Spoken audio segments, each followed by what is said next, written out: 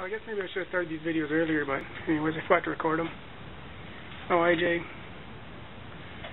newer seats.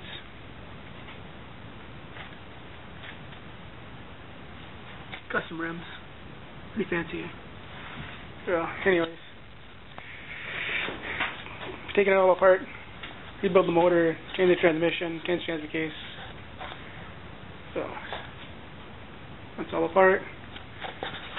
What I gotta do still is move the motor mounts from here, I don't know, about to here, so maybe 2 inches, maybe 4 inches up, depending on my radiator to water pump clearance.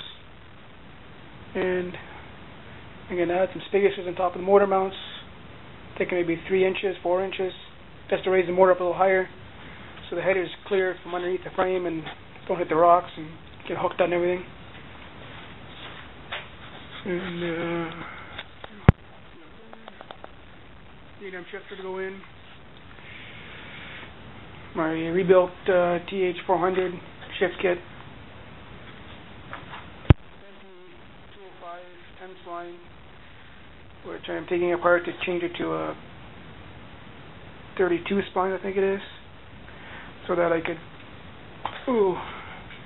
mount the 32 spline MP205 to 203. And there's parts the adapter. So now I can have a MP2 T03 205 doubler, which gives me either a 2-to-1 low range or 4-to-1. So while this 205 is apart, I'm going to be rebuilding it, changing all the seals, gaskets, bearings, etc. I'll be twin sticking it. That means that you can run it in front wheel drive or rear wheel drive. And there's more parts.